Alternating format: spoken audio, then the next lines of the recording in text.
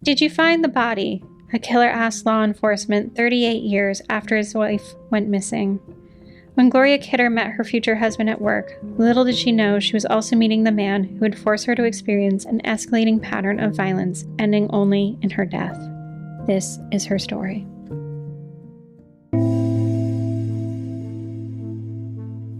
Hi, I'm Vanessa. And I'm Amy. And you're listening to She Goes by Jane.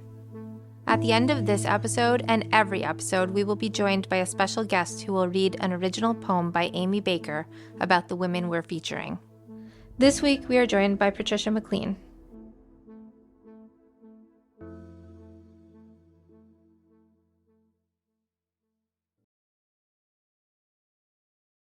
Hi, Vanessa. Hi, Amy. Vanessa, we had talked a bit before, like a few weeks ago, about wanting to do an episode that called attention to the intersection of missing persons cases and domestic violence. Mm-hmm. And as we were having that conversation and kind of road mapping what this might look like, I actually had a startling realization. You did? I did, which is that thinking through the original poetry collection and the episodes that we've done, like, honestly, there's very few that involve domestic violence. And I was really surprised by that because, like, as someone who's a survivor of, like, domestic incidents, specifically sibling violence, I was like... Not your husband. Not Let's my be husband, clear. Not my dad. Not your mom. Not my mom. Okay. None of them. Sibling violence. But I was surprised that that was kind of like a spot for me that I've not honed in on. Now, is it because you just haven't, like, specifically chosen those? Or do you think because you've had those experiences, you might be kind of, like, avoiding those topics a bit? Yeah, I mean, I think that there's something very specific about, like, having a member of your family enact violence on you that is just, like, God, like, hearing those stories is just so hard, right? Like, you know, it's, like, so different for me when I'm talking about strangers doing violence to people because, like, those are unknown people who are... Right. These are loved ones, like, supposedly loved ones in right. your safest place, which should be your home, right? So, yeah, so it's been, like, this thing that we haven't addressed. And so this is our first where I'm intentionally capturing domestic violence and missing persons cases. We have done others that have involved it, but this is like me intentionally doing it. And this won't be the last episode. So just putting that out there. I think this is good timing too, because October is Domestic Violence Awareness Month. It is, yes. And so we are roughly 4 minutes into talking. We'll see once it gets edited, but that means that in the time that we've been talking, 128 people have experienced intimate partner violence just in this last 4 minutes in the United States. That's hard to, like, even wrap your head around. Yeah. It's hard to imagine. And when you're saying this, is this all adults or is this violence on children too within the home? Yeah, I think this is just a general, like anything. Yeah. Okay. Well, so this is intimate partner violence. Oh, intimate partner. Sorry. Okay, so it's not like not parent violence to children. So, like, okay, that would open up a completely different... Right, because if you had that, like, all the ways family members can... Right. So this is intimate partner violence. Basically, every minute that passes is 32 people. Okay. Yeah.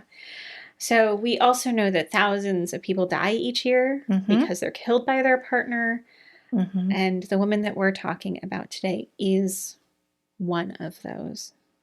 Okay, so we know she has been killed. So to be honest, this is actually going to be hard to listen to because by every measure, every moment that I tell you this story, that the people who are listening to it, you are going to realize that, like, Gloria should be here. Her name is Gloria Kidder Korzon, and she should be alive. It is a tough subject because, I mean, we have had a few domestic violence incidents that have ended in death here in our town in the last couple of years, and then one just recently from my hometown. Right. So it's something that everybody at this point probably knows somebody who suffered this or knows of somebody within a close area. So so we can talk about them, but I also am going to be honestly thinking about those other women as we talk about Gloria. Right.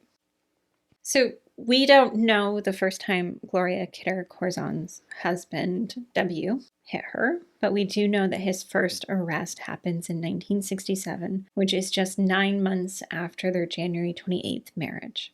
At 10:30 p.m. on November 1st, 1967, Detective Lieutenant Frank Staffello, Detective Frank Ferraro, and Patrolman Charles McLennan and Francis McLear, and I'm saying their names for a reason,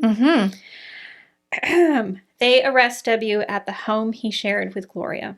They charged him with threatening to murder Gloria, though, as typical, her name is not mentioned in the newspaper when it was reported the next day.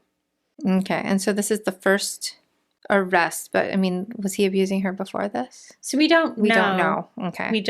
So this is the first documented moment, 9 months into their marriage. All the detectives and patrolmen that they were taking it pretty seriously?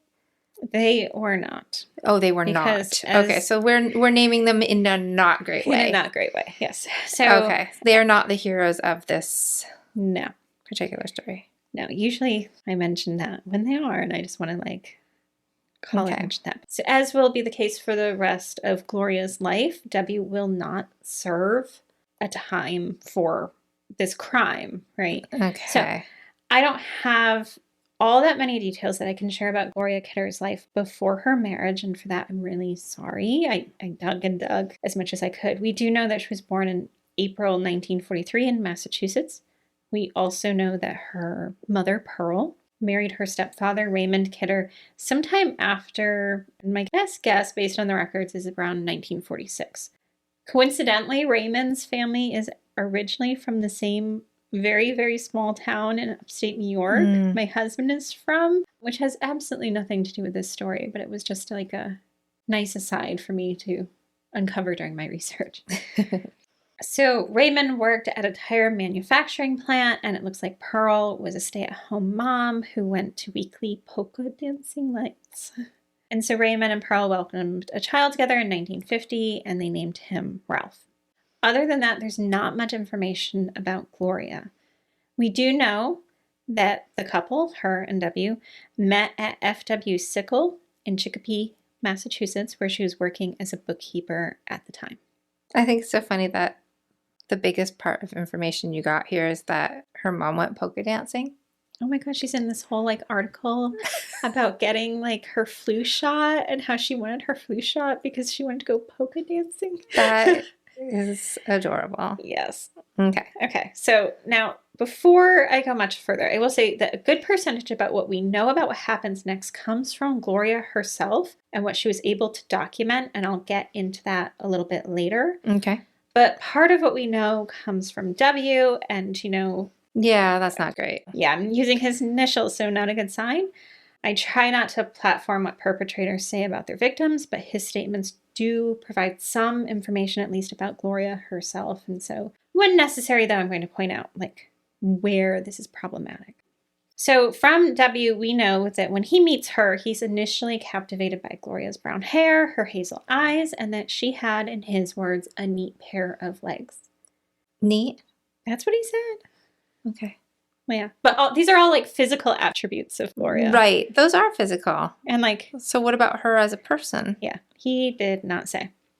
The couple ends up marrying at the Blessed Sacrament Church in Springfield, Massachusetts on February 25th, 1967, and they made their home together, first on Vernon Street, and not long after, they moved to an apartment on Dwight Street. W would later say that when they got married, they were just two 24-year-olds who were ambitious and striving to get ahead. Oh, they're young. Yeah. I don't know why in my head when we started thinking about this, I had them older. So they are older when Gloria when this happens. Missing. Okay. Mm-hmm. They're married for quite a few years before she's missing. So again, we don't know when W starts abusing Gloria, but we do know that first call to police when it comes in on November 1st, he's threatened to kill her. He's also allegedly smashed the door to their apartment. And when those 4 officers arrive at their house, I can only imagine that Gloria was just breathing a sigh of relief, right? Mm-hmm. But she is not saved by their arrival, long term at least. they do transport Gloria to the hospital where she gets a little bit of a long-term reprieve from W. So for the night, W is held on $1,000 bail pending his arraignment at the district court the following day. He pleaded innocent and was sent to the Northampton State Hospital for observation. Why is he sent to the hospital? So that's a good question. So she's hospitalized for physical injuries, but Northampton was a psychiatric hospital. Okay. Yeah. So, okay. Yeah. So its peak was kind of in the 1950s, and they had about like 2,000 patients then. So it's like a big operation. So it's clear at the time of his arrest and the subsequent arraignment that there were concerns for his mental health. Okay. So yes, they're worried. That's what we think is happening. That's what they've decided. Okay. Yeah. So since he was a veteran, he was soon moved to a veterans-specific hospital in Connecticut, and that's where he undergoes a thyroid surgery under the hopes that this will reduce his aggressive behavior. I bet it didn't. Yeah, so right. Is that even a normal thing?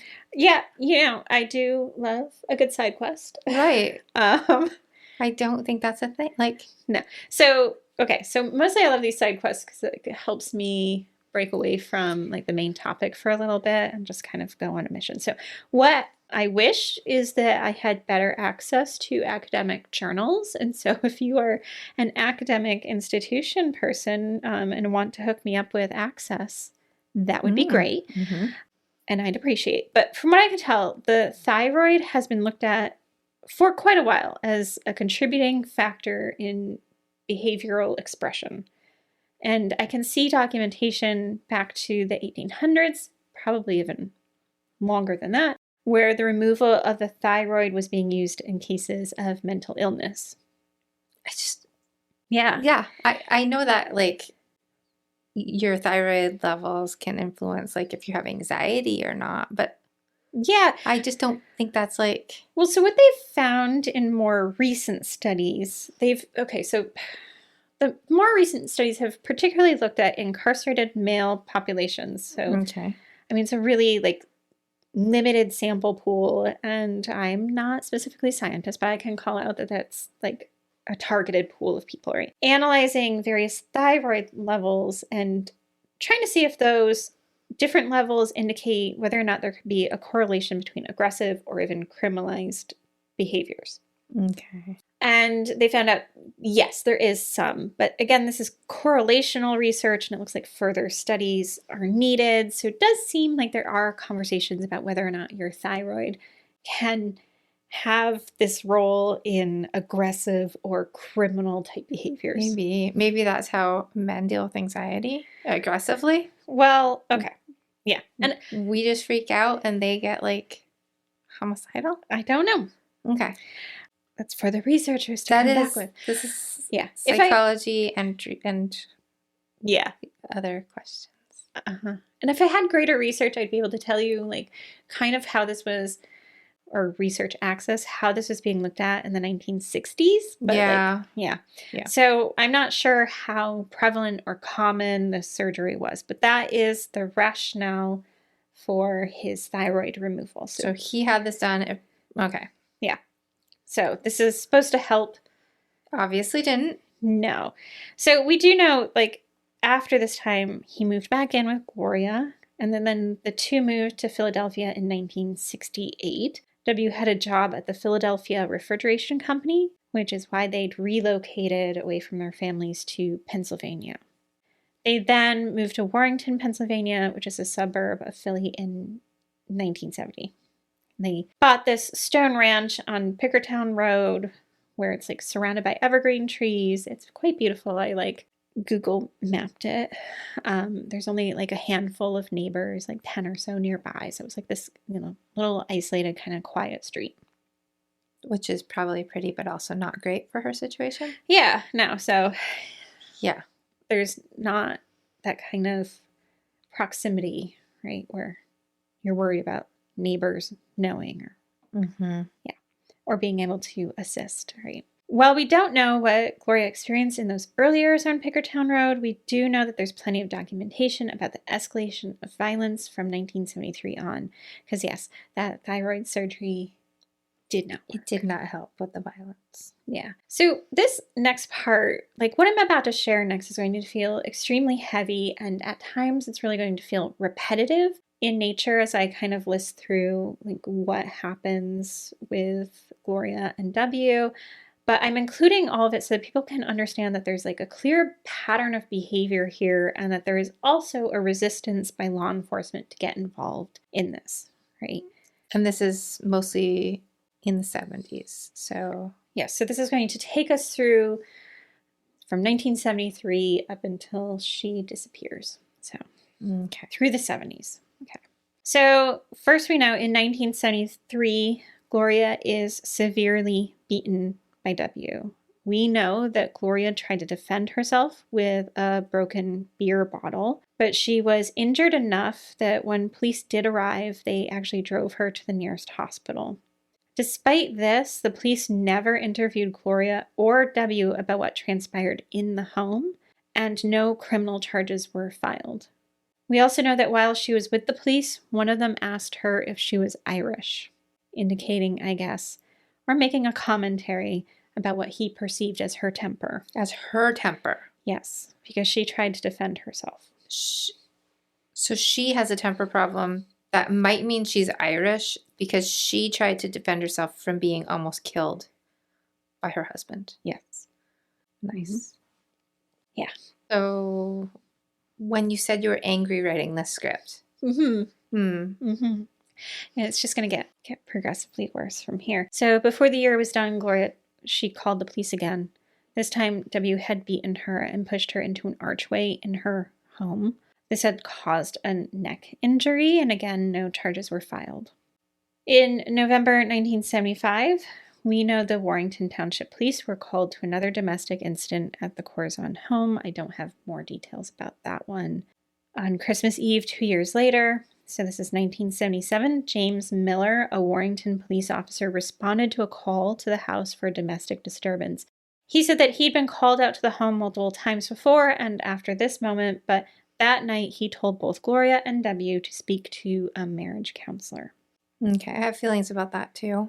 The other thing here too is that like these are the ones that are noted. Yes. What about all the times that she suffered that nobody was involved in? Exactly. So just because there's sometimes a gap of 2 years, it doesn't mean that like that everything's fine between them. It's only that it got so bad that she called police, right? Yeah. And so you call police and they finally come out and they tell you to get marriage counseling. Right. And this is like everything here is implying that she can do something about it.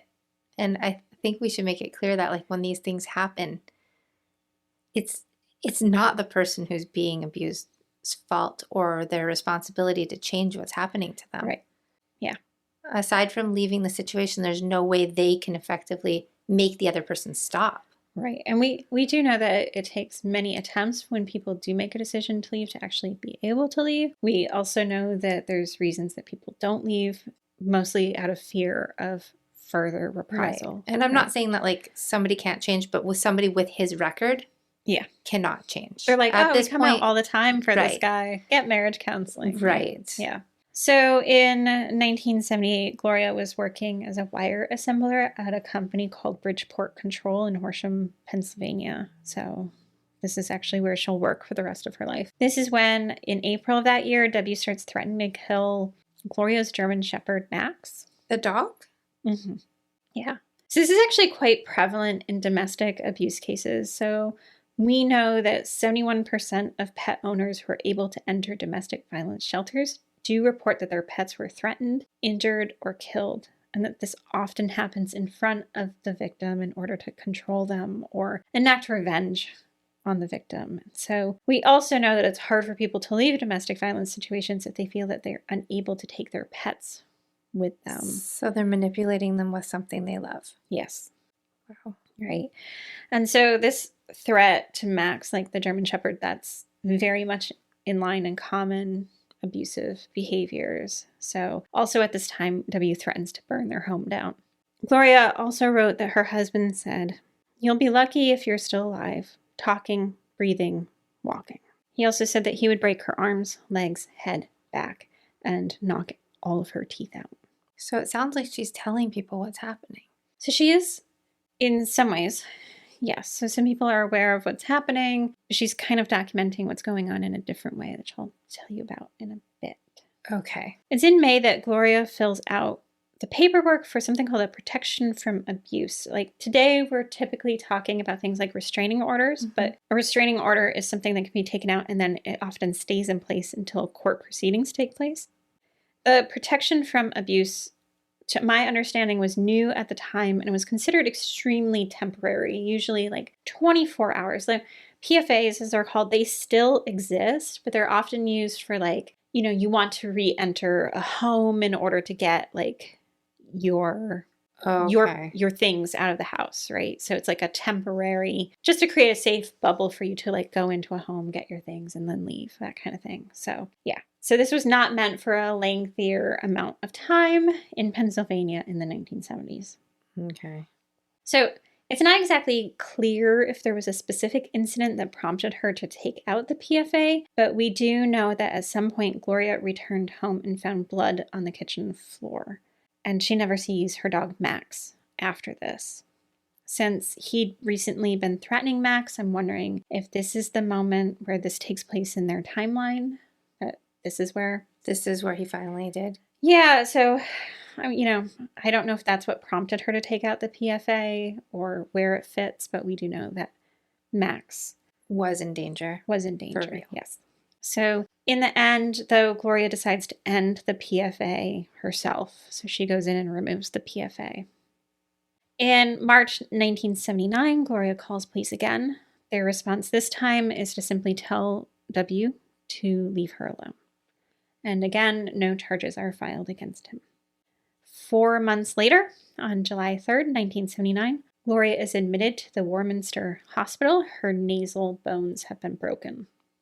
I told you, like, this is where it's just going to feel like... Yeah, this is just... I guess I was expecting you to stop, like, 4 incidences ago. No. Okay. And it's always the same thing. And there's more? Right? Yeah, okay. So, on March 14th, 1980, Gloria calls Warrington police again. This time she tells them that W had threatened to hurt her. She was told that if she wanted to file charges, she would need to contact the district judge to do that. Okay, so, like, we've had this guy... So many calls on him. Mm-hmm. Is that how it would be done now? Or would, after so many calls, like, I mean, the woman shouldn't still have to... Yeah, so they're putting this, like, extra layer here where it's like, well, if you want charges to be filed, you need to go to the But then judge. it's on her. Like, then she ends up... It's going to continue the cycle of abuse. She's the one trying to get charges on him. Mm-hmm. So he's going to know that she... But, like, if somebody outside of that... Yeah. If the police actually step in or the court actually steps in and does something, then it removes that responsibility from her. Yeah. I mean, like, if a stranger came up to me and, like, punched me, right? Mm-hmm.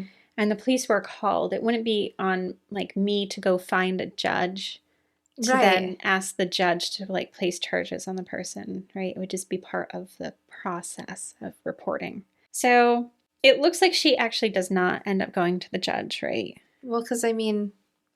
She could get killed. Yeah, it's this layer that they're putting there. It also looks like, yet again, the police are not following up with her, but they are called less than 2 months later on May 2nd. And W and Gloria had gone out for the evening, and he abandoned her while they were out, and she'd had to walk home. And she asked police to be there while she retrieved some of her items from the home. Now, on June 15th, 1980, Gloria was admitted to the Doylestown Hospital. W had broken her arm in 2 places.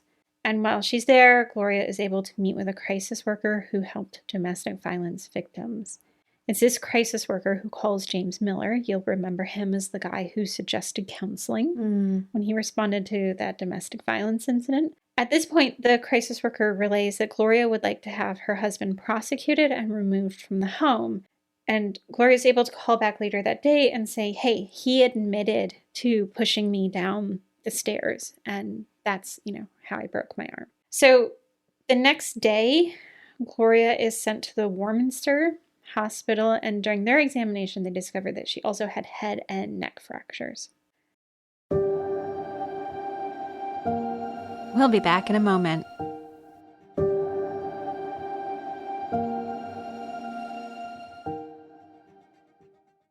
So this feels like this could be a pivotal moment for Gloria. She's told, though, by police that they won't, in fact, remove him from the home.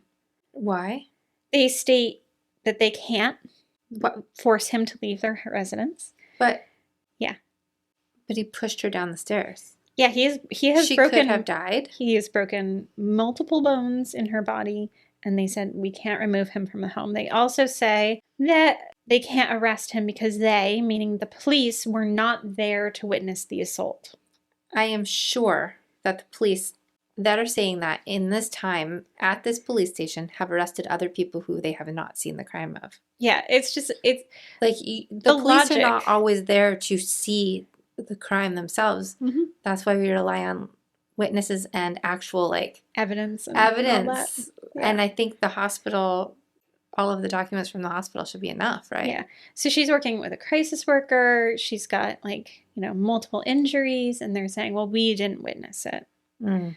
So instead they tell her she can spend the night at a hotel, and that then the next day they could drive her to the house so she could collect her things, so that she would have to remove herself from the home.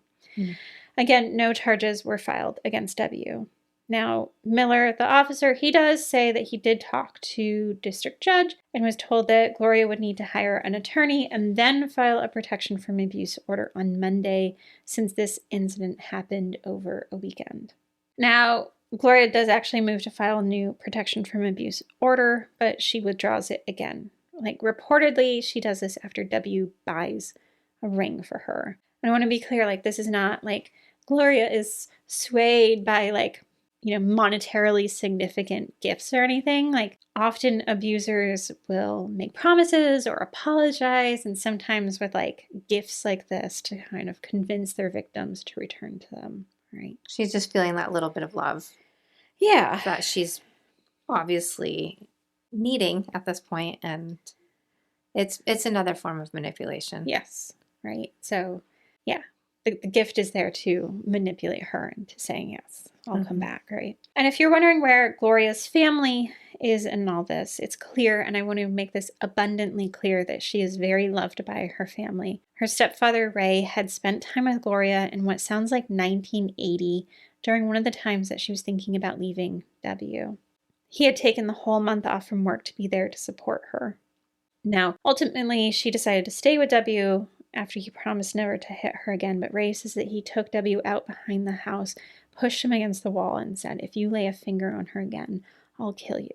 And this is something that I think a lot of people think right away when these things happen. Where is her family? Right. But just like this, those ones that I was talking about that are more local, that have happened over the last year, their families love them so much. Right. It's not a question of their love for them. It's the situation. Yeah. I have to feel obviously I don't know Gloria's family, but it has to feel like they're kind of on the outside looking in, that they want to help her, but they're kind of limited and don't know exactly what the best way to help her is. Right. How do you effectively help Aside Gloria? From kidnapping her outside of that house, how do you effectively help her? Yeah.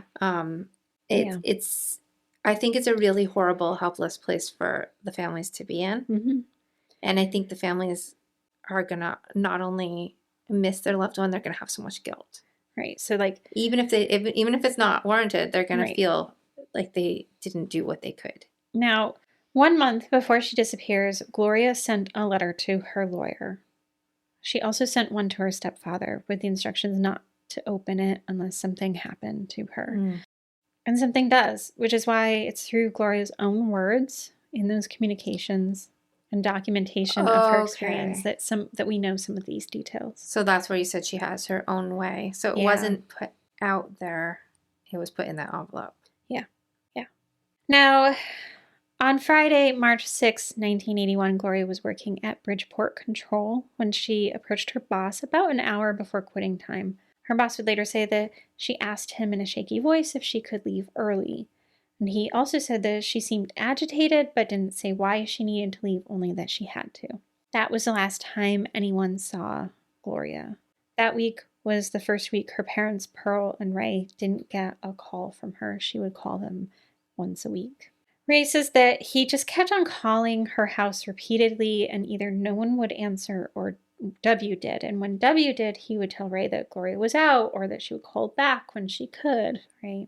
It's always like the same story, right? Like, yeah. So, and when Ray finally opens the letter Gloria had sent him before her disappearance, he found 3 pages of handwritten notes detailing the abuse Gloria had experienced during her marriage.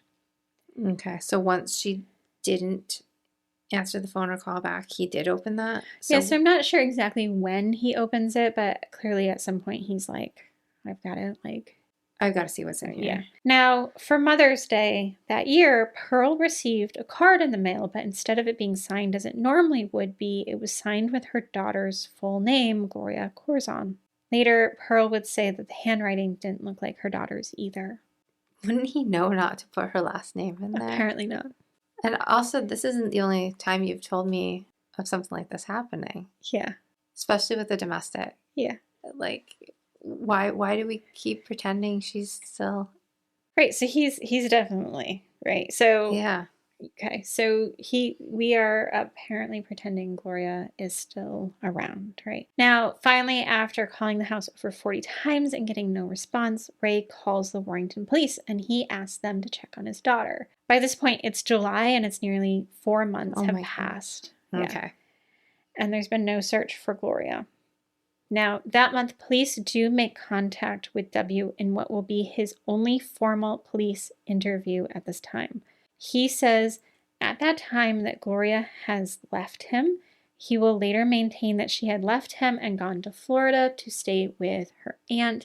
He named an aunt, but that's not aunt's name. Really? It was like all manufactured, right? He also said that she continues to call him every once in a while. So he says, like, no, she's fine. I've heard from her. We're combining, like, all the things that we usually talk about. Like, usually it's, like, they pretend that they're still there, or they pretend they ran away. Right. So, yeah. So she's doing both.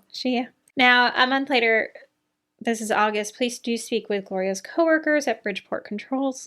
And they say a few days after they saw her, W had come into the place of work and said that she would not be returning due to physical and mental health issues, and he collected her last paycheck and left.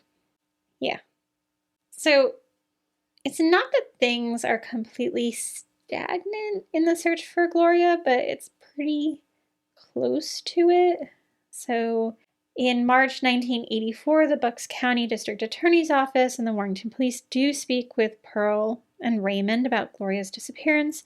They also make contact with W's mother and they interview her as well. And it's in 1984. Now, this is 3 years after she was last seen. I mean, with this list of violence that they have spanning years, like a decade of it, right? Mm-hmm. They think she just wandered off? Yeah. Are we not? Yeah. Did they say what his mother had to say about it? Not really. No. His mother features later on, so keep her in your mind. But okay. It's okay. So around this time, so it's 1984, W starts pushing, like legally, that is, for an official divorce from Gloria, given that she is, according to him, deserted from their marriage, right? So these divorce proceedings actually go on for a few years. It takes 3 years for this divorce to go through the courts. And during this time, there's like a few key things that happened. So around this time, he's seeing a woman named Barbara. Does Barbara know about his past? Yes. Now, she knows that Gloria is not in the home anymore. I don't know how much she knows about their relationship history in terms of abuse. But just that his wife is missing. Yes. Now, W at some point, though, hands Barbara a bunch of documents from Gloria. Like, these are Gloria's documents, which include her license, her social security cards, like personal documents. And she's told to put them in the safe. But we do know that it's around this time that she seems to hand these over to police at some point. Okay, so we have documents that Gloria should have had on her that are located. Now, in 1986, there's a search of the Pickertown Road property that happens. The lawn is dug up twice to look for Gloria's body, so there is some suspicion that she is deceased and might be buried in this yard. During this search, they don't find Gloria, but they do find Max, the missing German Shepherd. He's buried about 6 feet from the house. Did they know that the dog probably didn't die of natural causes? Yes. They knew that. Okay. Yes. Because one of the things that happens in this is it's like a little side story, but like W tries to get one of the police officers fired because he says that the police officer is going around telling people that he killed Gloria and their dog and buried them in the backyard. Which we know for the dog that is true. Right. So. Now, given that Gloria cannot be found, the divorce proceedings kind of march on, and the police regularly attend any scheduled court dates, hoping that they might hear clues about Gloria's disappearance during these divorce proceedings. Now, without her, Gloria's estate is represented by a lawyer to protect Gloria's interests if she should return, right? So, like you see, Gloria had not only left behind her personal documents, she'd also left behind her bank accounts with $9,000, her Jaguar, and her interest in the couple's home. Now, during this, W is ordered by the court to get the Jaguar appraised so that the appropriate value of the car can be registered and then the assets divided, right? He refuses. At the time, the lawyers and the court officials couldn't understand this refusal. He maintained that he couldn't because he didn't have the car. He said Gloria called him at work on November 6, 1987, and demanded her car back. And he was supposed to pay Gloria's estate $6,000 to settle the issue of the car, but he refused. He even spends time in jail, and I'm pausing here to point out that this failure to follow court orders and to make a payment is what finally lands him in jail. So he's going to jail for not paying for the car of the woman he killed. Right. Yeah. Yeah. But, you know, at this point... That is a little much, isn't it? At this point, she's still missing, and so... Yeah, I know, but we found a dog. We found the dog. We found other things that would point. The letter from her. I know. Okay. So their divorce was granted in 1987, and in 1988, though, the divorce proceedings are challenged by a lawyer who's acting on the behalf of Gloria's estate. He says that W lied about details regarding the couple's possessions and misrepresented finances, as well as construction bills for work done in the house in order to gain him a greater share of their joint assets. So he's basically saying, you've lied in court in order to, like, get more money than you should have. This is where we're carrying, right? Right. How about the money part? So what does happen from this, though, is that during a March 25th, 1988 hearing, W does admit that he lied about seeing Gloria when he claimed he did in that November meeting. He says that, yes, he also misrepresented their funds during the divorce hearings. Now, during this new hearing, he's supported by his girlfriend, Barbara. She provides information during this trial and claims that she spoke to Gloria on the phone. She couldn't have, could she? She says she did. She talked to a woman on the phone who said she was Gloria. Oh. Oh. Does she think she did? Yes. Did he had somebody do this? Well, we'll get there, but yeah. Okay. Oh my God. Oh my God. Yeah. So somebody, okay. Now, we'll talk about that when we get there. Yeah.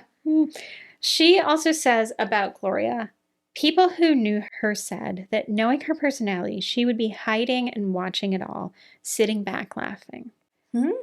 That people who know Gloria think that Gloria is still alive and would find this whole thing hilarious. Oh, wow. Okay. Yeah. So they think, I thought that's what you were getting at, but I was like, nah, she wouldn't say that. Barbara did. Okay. So after all these court proceedings end, Gloria's case kind of is almost forgotten.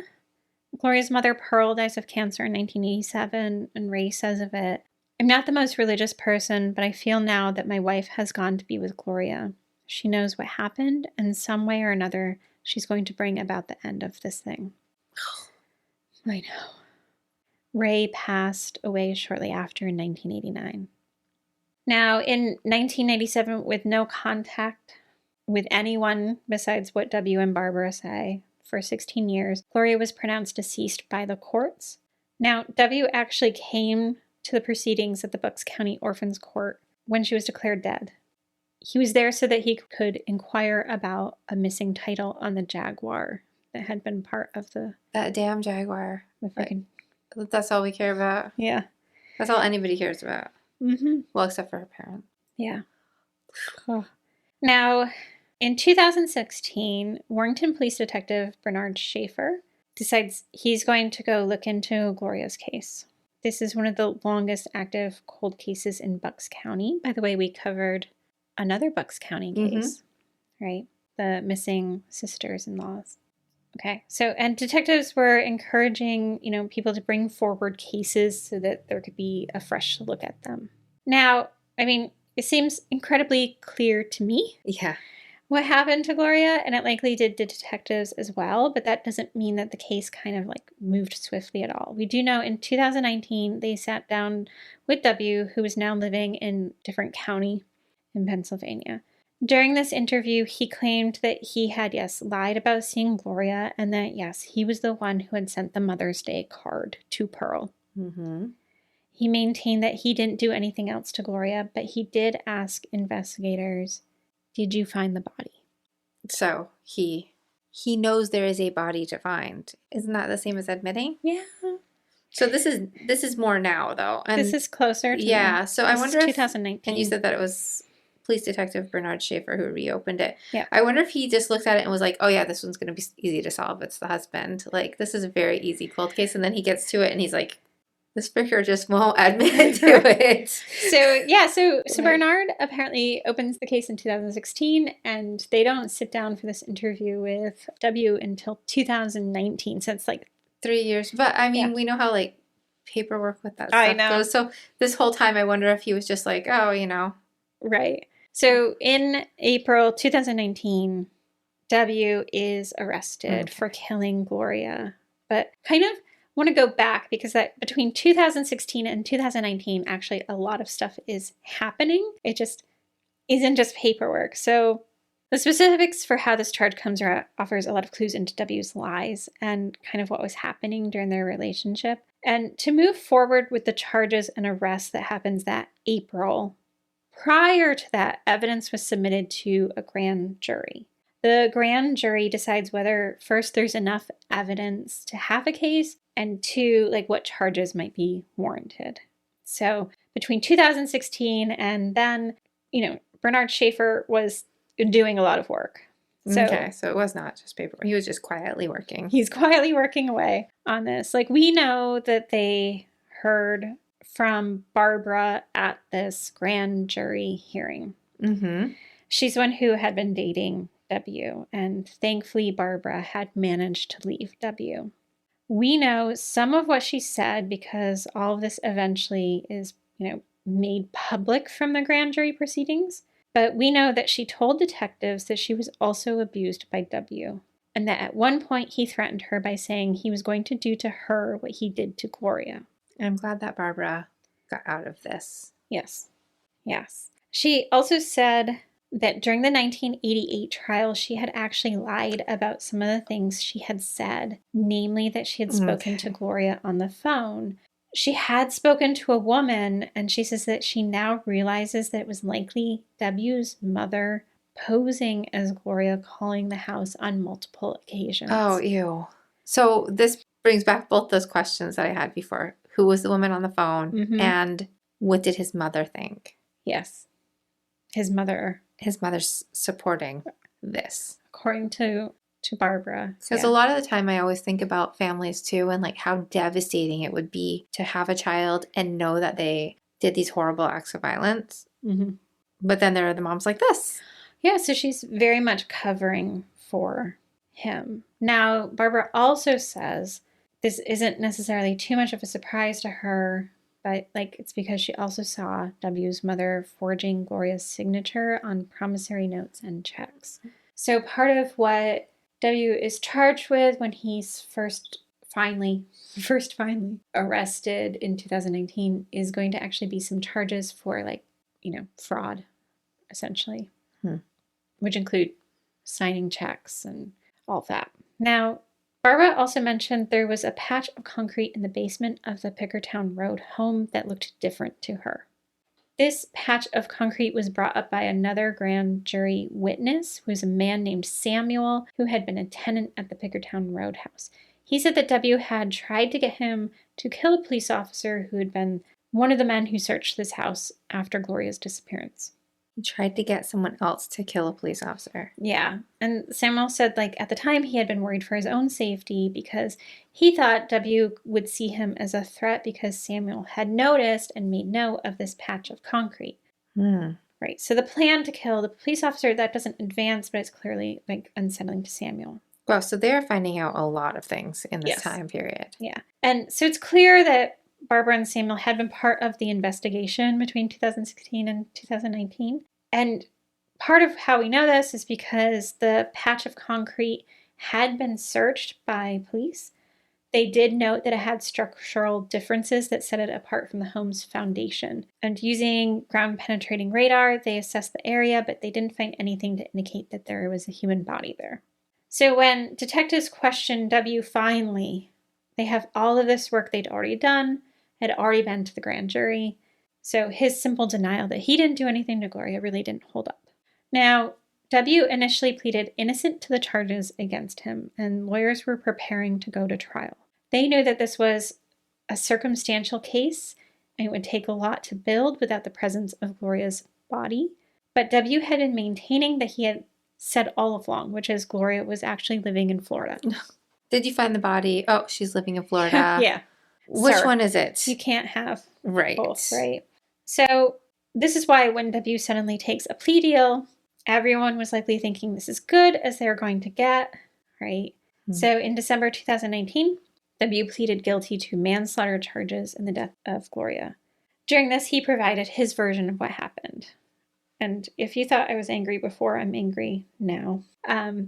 So I say this all the time, when a perpetrator is involved, we only get to hear the side of the story, which includes the ways in which they're framing it, right? So there are two people who know what happened after Gloria went home that Friday afternoon, and one of them did not survive this encounter. Right. So we're only hearing this side of the story. W says that on the Saturday after Gloria went home early, the two got into an altercation in their kitchen. He says that Gloria took his 9mm gun and shot at him, missing him. Was there ever any evidence of this in the house? Yeah, I was like, wouldn't there be bullet? There would definitely be. Holes? He says that he grabbed and twisted her wrist until she let go, and then he shot her in the left side of the head. Wow. He says then he placed her body in a 55-gallon plastic trash bin, and the next morning placed this in his boat and towed the boat with his truck to New Jersey, where he put the boat out in the water about 2 miles north of Lambertville in the Delaware River. He then says he dumped Gloria in the river. The gun he killed her with was sold at a garage sale shortly after. The boat was still at his new residence, where he lives, or lived prior to his arrest, and he used the trash can he'd placed her body in until it broke. So just all the evidence is just out there, getting used, getting sold. Yep. He was sentenced to 7.5 to 15 years in prison for manslaughter. His lawyer emphasized that this was a life sentence. His lawyer also continued to maintain that his client was acting only in self-defense. What? Yep. When Gloria was killed, and that W never came forward with what happened that day because he feared no one would believe him given his history of abuse. And I'm going to say, yeah, I don't believe him. Right, but everybody has been believing him more than her, historically. And we also know there's documentation of him lying about Gloria's case for years. Oh, yeah, I did lie about the finances. Oh, yeah, I did lie about her being in Florida? Her being in Florida, right? Why would we then believe his version of events about what happened the day she died? He's having his mom forge stuff. He's doing a lot here that would make him not the most trustworthy. Right. Now, I'd like to think that, I think we'd all like to think that we're further on from where we were in the 1970s. And are we? Yeah. In some ways, I think we are, but in other ways, we're not. So, in fact, I'm leaving her name out of this so she doesn't get harassed. But a woman working on the legal side of this case said of the domestic violence cases, they are not easy cases to investigate, but given the training our officers undergo, I believe it's leaps and bounds above where they were in the 1980s. I think Gloria would not have been dead today. So now I agree on, so here's what I agree on. I agree that now if somebody called the police, they'd get taken seriously, I think. But I don't agree that this wouldn't happen. Yeah. As we know, in our own area what has happened in the last year, Mm-hmm. we know that these things happen. Yeah. Do the police handle it a little better than they did then? Hopefully. Hopefully if police get repeated calls, they're going to actually take the woman seriously and not offer counseling or suggest counseling. But I don't know. I don't know how I feel about this. I think she still would have ended up dead. Yeah, I mean, if we were so much better about responding to calls about domestic violence, there wouldn't be still people dying from domestic violence. Right? So, yeah. Now, I will say, like, part of the problem is, like, attitudes about domestic violence are pervasive. So even this woman, she essentially, she's on Gloria's side, right? Oh, I'm not saying she's not, but I don't know if she's right. Well, she also says, we know it was the decision Gloria made to use whatever means necessary to defend herself. We know it was that decision that led to the end of her life. No, indeed, right? We don't know that that's what she did. And there could have been no gun involved on her part, and it still could have ended the same way. Yeah. So if it wasn't now, if it wasn't that incident, it would be more. So, like, it wasn't Gloria's decision to defend herself that led to the end of her life. It was the repeated and escalating abuse of her husband that led to the end of her life. Mm-hmm. It was the failure of law enforcement that led to the end of her life. It was the failure of the legal system that led to the end of her life. Like, Gloria should still be alive today. We are now going to listen to Amy's poem, Praise Song for a Woman Lost, read by Patrisha McLean. Patricia started on her journey of activism for women's rights upon the domestic abuse arrest of her then husband of 29 years, Don American Pie McLean. She is the founder and CEO of Finding Our Voices, a Maine sisterhood of survivors, bringing light to domestic abuse and to each other, which can be found at findingourvoices.net. Praise Song for a Woman Lost. Gloria Kidder Korzon, 37, missing since March 5th, 1981, from Warrenton, Pennsylvania. Don't praise the morning still, the pulse full of dawn on the horizon, that always promise of redemption. Like a mouthful of mayflies, thick on your tongue, wings catching on your teeth. Nor praise the midday sun and the heat of it on your face, like the way his hand felt across your cheek, the blistered snap of skin on skin like a wildfire. Don't praise the evening song, the way the air grows still and the baby fine hairs raise while blood pools around your canines and the heavy breath of love sighs in your hair.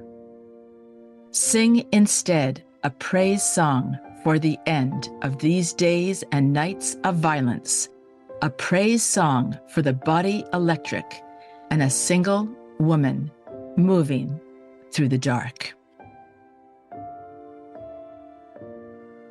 For more information about our show or to check out other shows on the network, please visit evergreenpodcasts.com.